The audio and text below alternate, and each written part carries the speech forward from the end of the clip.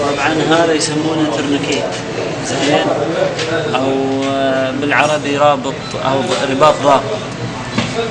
هذا فائدته أنه يسكر هنا، يمسك الدم. الدم عادة يجي من داخل الشرايين ويلتقي هنا في الشعيرات الدموية ويرجع مع الأوردة السطحية هذه إلى الدورة الدموية الرئيسية.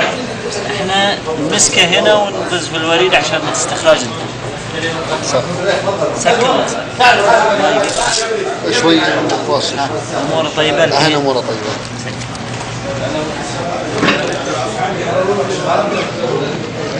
طبعا لابد من اختيار وريد راهي،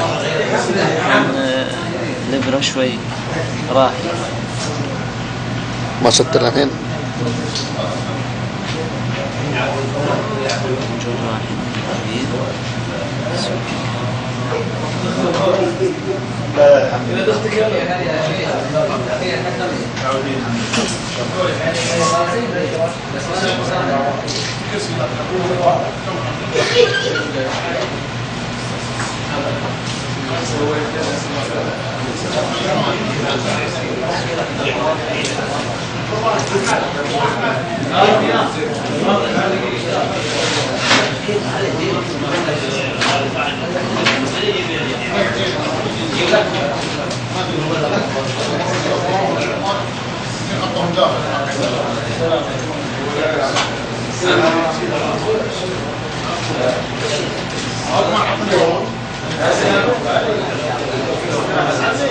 شكله ضايع.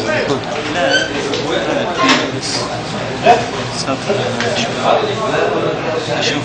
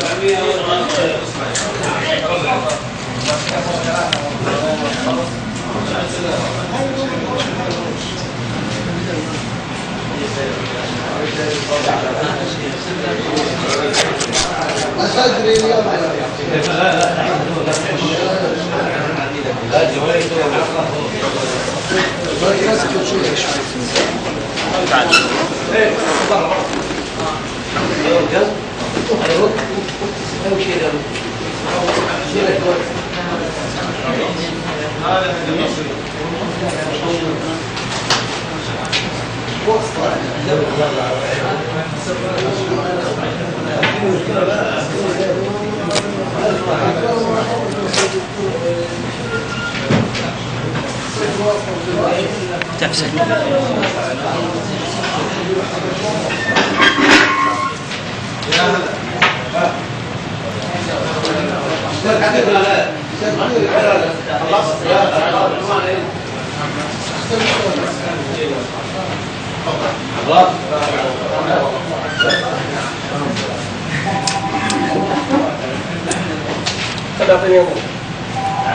هذا الكيس حق ياخذ من عينات حق الفحص.